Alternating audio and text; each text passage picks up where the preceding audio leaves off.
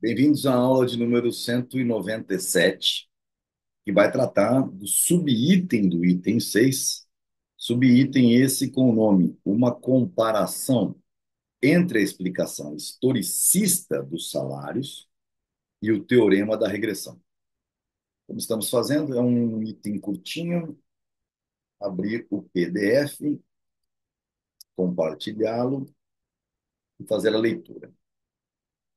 Pode ser vantajoso comparar a doutrina marxista e da escola historicista alemã, segundo a qual os salários são um dado histórico e não um fenômeno cataláctico, com o uso do teorema da regressão do poder aquisitivo da moeda. Lembra o que é o teorema da regressão? Você vai regredindo, regredindo, regredindo, regredindo, que eles reclamavam que esse teore, que o poder aquisitivo da moeda, que era sabido o valor dele no dia anterior, né? Para que a gente pudesse fazer os movimentos do dia seguinte. E eles diziam que isso era um teorema de regressos em infinito, então não servia para nada. Mas nós provávamos que o regresso acontecia conforme, perdão, conforme se chegaria até o uso industrial da moeda, do ouro, seu papel industrial, né? Ok. Mas trata-se de um bom exercício para destruir a teoria tanto da doutrina marxista quanto da escola historicista alemã, sobre os salários serem um dado histórico e não um fenômeno cataláctico. Ora, se eles são um dado histórico, vamos ver o regresso, né? O teorema da regressão. O teorema da regressão estabelece o fato de que nenhum bem pode ser empregado como meio de troca. Se no início mesmo do seu uso, com esse propósito, ele já não tivesse um valor de troca em virtude de suas outras utilizações. Lembra? Este fato não afeta substancialmente o poder aquisitivo da moeda, determinado no dia a dia pela interação da oferta e demanda da moeda efetuada por aqueles que desejam mantê-la em caixa. O teorema da regressão não afirma que uma relação de troca qualquer entre moeda, de um lado, e mercadorias e serviços, de outro, seja um dado histórico, independentemente da situação de mercado. Explica apenas como um novo tipo de meio de troca pode vir a ser adotado e permanecer em uso. Somente nesse sentido reconhece que existe um componente histórico no poder aquisitivo da moeda.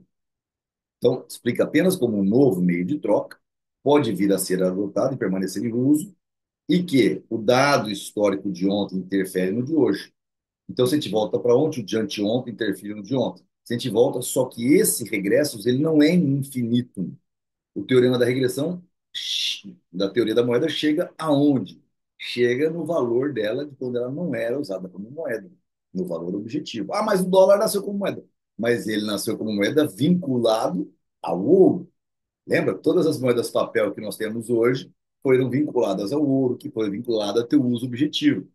O Bitcoin, vinculado ao real, ao dólar, as moedas fiduciárias que foram vinculadas ao ouro, que foram vinculados ao seu uso industrial. Ok? Todo mundo volta para lá. Bom, agora vamos ver como é que funciona isso aqui. Né? Nós precisamos desfazer as falácias marxistas as, da escola historicista alemã. As coisas se passam de maneira completamente diferente no caso da doutrina marxista e historicista. Segundo essas doutrinas, o atual nível de salários, tal como determinado no mercado, seria um dado histórico, então não seria um dado cataláctico.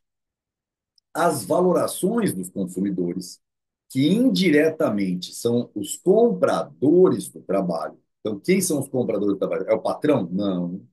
Indiretamente são os consumidores, que é quem, no final das contas, diz quem fica e quem sai do jogo. Então, as valorações dos consumidores, que indiretamente são os compradores de trabalho, e as dos assalariados, os vendedores de trabalho, não teriam a menor importância.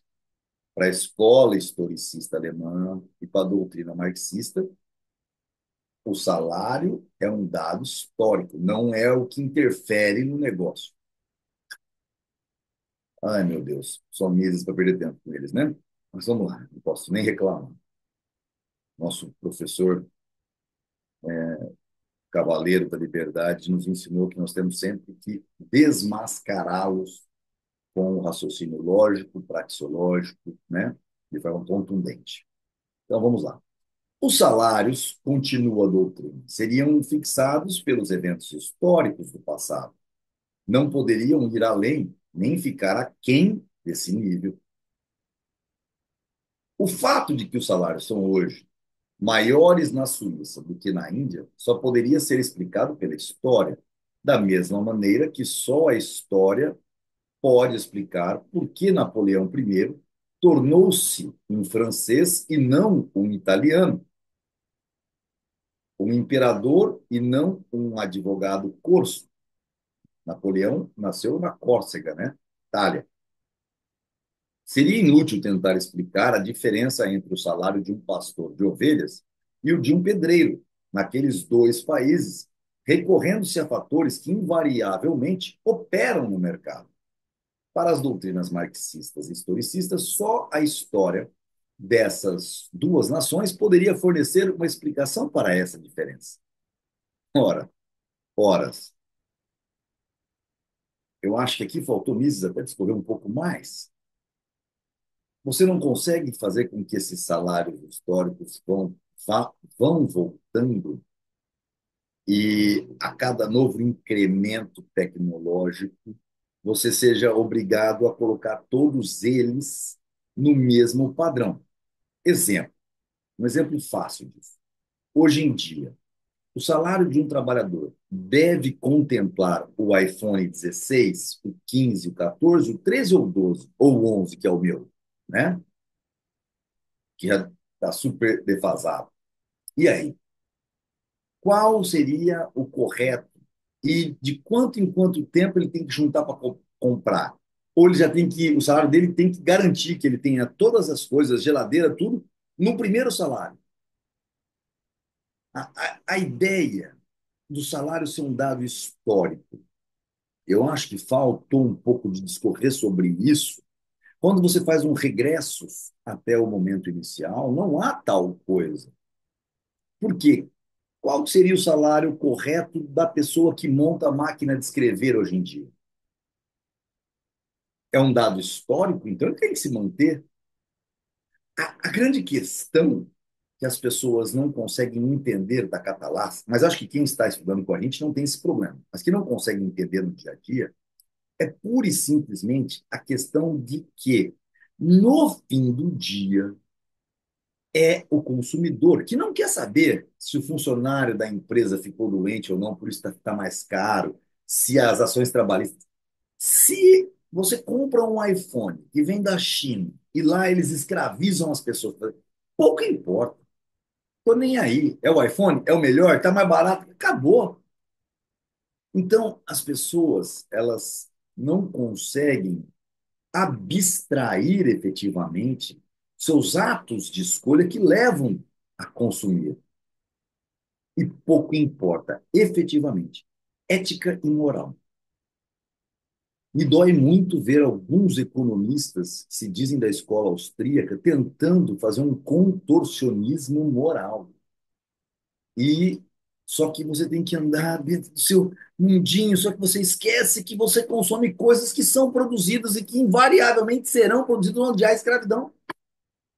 Então, no fim do dia, é muito triste. A hipocrisia é triste, porque a hipocrisia é o fato da negação dos seus pecados, né? Fingir que eles não existem. Estou em negação. E isso, para mim, é a maior fraqueza humana, né? É você não conseguir ser o seu crítico, efetivamente e verdadeiramente. Bom, mas esse subitem é um item curtinho. Vamos para o item 7, né? Efeitos da desutilidade do trabalho sobre a disponibilidade de mão de obra, certo? Até a próxima aula.